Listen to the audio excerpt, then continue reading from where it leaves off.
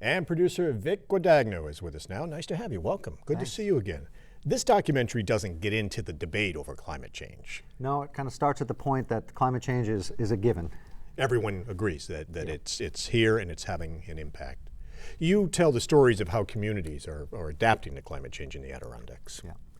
And you do it through basically the eyes of 3 students. Yeah, it wasn't our goal setting out, but when we started the process, we were using some reports by ANCA, and they gave us actually a lot of good information on where we could find what towns are doing. And early on, we heard about the Youth Climate Summit, and our first day shooting was at the first planning meeting. And then our team got together that night and said, what if we followed these kids through as opposed to us trying to just go tell the story? Let's have them tell the story as they prepare for this Youth Climate Summit. And we decided that first night and went for it, and it worked out pretty well. And this has been held for a number of years now at the Wild Center in Tupper Lake, where students get together every year and address the issues of climate change. Right. and come up with ideas on how to combat it and deal with it. Yeah, they look forward to it all year. It actually is kind of like an anchor of a lot of their activities throughout the year, and that's exactly right. Their whole plan is to get together, share ideas with other students, and then leave there with their climate action plans, what they can do back at their school to contribute, make changes, whatever it may be. And leading up to the summit, these students went out and met with a lot of experts, community leaders, innovators, others to learn about not only the problem, but also what's happening out in the community now. That's right. Their teachers are phenomenal, and they just organize events, and we kind of just hopped on board with them. And they were just going out into the community and meeting people. We went to the food summit. So there was a whole emphasis on food, and the film itself actually kind of focuses on 3 major categories: food, water, and energy. Water, of course, because after Irene and I was going to say Katrina, but after Irene, we saw here in New York and also in Vermont, we were devastated by the flow of water. So how do we deal with that? So we addressed that as a topic. And then the food, how do we grow more food locally? How do we kind of minimize the transport miles?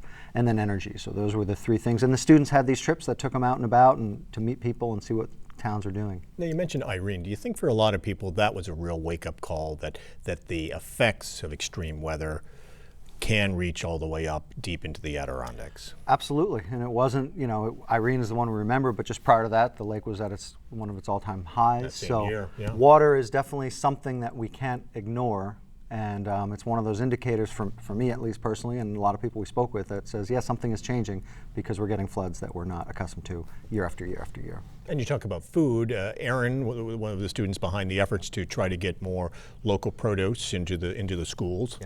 Yeah, that's a tough one because it's cold up here, and it's very difficult, short growing season. But there's a lot of opportunities, a lot of CSAs, a lot of farmers markets, and more school gardens. So how do we cut down on food miles? Because every time we get food from far away, we're burning fuel to bring it.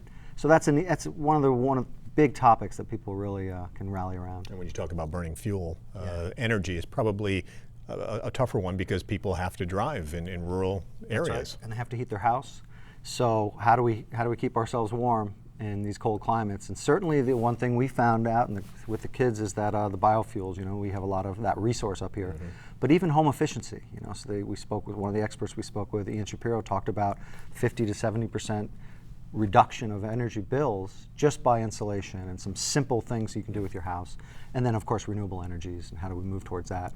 Geothermal energy, phenomenal. That was exciting to me, how you can get geothermal just to use the consistent temperature of the earth to both cool and heat during the different seasons. Does that seem more likely in the near future than, say, solar? The problem with solar is it's so expensive for the startup cost. And are we looking at biomass projects and geothermal maybe as more likely alternative energies in the near future? I think so. I mean, geothermal, to me, you have to dig a big, deep well, 200 to 300 feet. But once you get the water flowing, then it's just a small pump to keep the water flowing. Solar is becoming more and more affordable, and NYSERDA was the group that really kind of helped us along with this as a supporter. Grants, and they offer grants, and once you start to see how the towns and individuals, when they tell the stories, as you can see in the film, they're just like, this is a no-brainer, was literally the quote from one of the town managers. So it's definitely getting easier. And you mentioned biomass. ANCA obviously is behind a number of projects looking at biomass projects across the North Country right now. There's a lot of fuel out in the Adirondacks. That's right. Certainly we can't use all of the fuel we have for our heating needs, but when done appropriately, efficiently, it's definitely can be a sector of how we keep ourselves warm. Now, when the students got together at the Wild Center and had this youth summit, what sort of ideas came out of it? What sort of projects did they look at and say, maybe this is something we could do both short-term and long-term? Yeah. A lot around food, a lot of food gardens, definitely.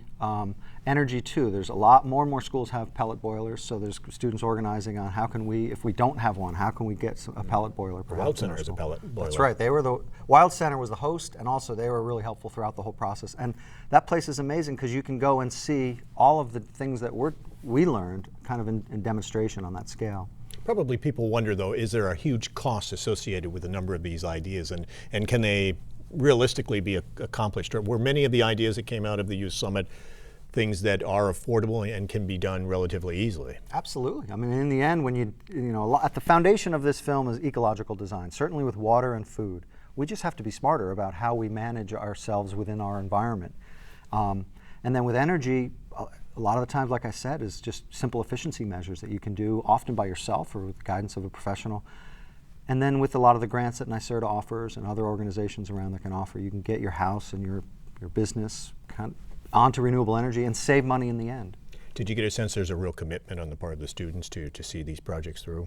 Yeah, it's interesting because I wondered how the group that we deal with, when they go back, how are they received by the rest of their community? And I think more and more they become leaders. You know, maybe they were, it's an environmental group, whatever the groups are.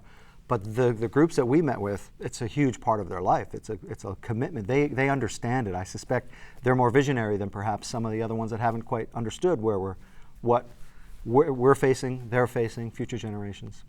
If your name and face are familiar to our viewers, it's probably because we have talked to you before. Some of your other documentaries that you've worked on, Bloom and certainly Lake Defenders, which was the most recent, talking about combating aquatic invasive species in Lake George. Congratulations on your Emmy nomination, by the way. Yeah. And after that documentary, about the time it was coming out, Lake George found out they were dealing with another invasive species, the spiny water flea, and that was kind of a shock to them, even though it had been on the fringes in other waterways for some time. So they're still dealing with a number of invasives there. But that community seems to be one that really is taking definitive steps to try to combat the invasives it has and prevent more from coming in. I mean, they have now passed the mandatory boat inspections. They're going to have washing stations. It seems like they really are proactive when it comes to invasives. Well, that's one thing we learned too, following these kids around in this film, was people from the Adirondacks do have a connection with the environment. You know, here you are, you live in a park, and it's in the Adirondack State Park. So a lot of communities really respect the resources that they have there, and certainly Lake George. You know, Lake George community and the organizations around there, a lot of their whole life is based on that lake. So they'll go to great lengths, they have for generations, to protect it. And like you said, while we were doing it, in the midst of production, another one came along, and that's how they described it. They said it's a lot of work to keep after these, but if they want the lake to be in the state that they like it and usable, then they have to stay active and fighting those. I think a lot of people look at their lake steward programs and the steps they're taking, though, and use it as a model, an example for the rest of the state. And obviously there are continuous efforts to try to get the legislature to expand many of the programs they're doing in Lake George statewide when it comes to mandatory inspections and such. With Lake Defenders, we found that's the one thing, is the groups working together, which you don't often get. You know, you have groups that may have similar interests, but they have their own individual goals and priorities. But that's one thing that down in Lake George they did, is really work together quite a bit. So. Now for the resilient ones, the current documentary that's coming up, premiering here on Mountain Lake PBS on May 15th, like many documentary producers of today, you need help with your projects, and a lot of documentary makers are turning to Kickstarter, and you've done that as well. It really is a way to try to get funding for these projects. Yeah, it's the first time we've done it. You know, you're asking your friends and associates, and in this case, all the students and then the people that may be concerned about this issue. So we launched a Kickstarter campaign, and we're nearing the end, a few days left, and the deadline coming up next Wednesday, May 7th, so there's still time, and you can see the address there on your screen where you can go and find out more about it.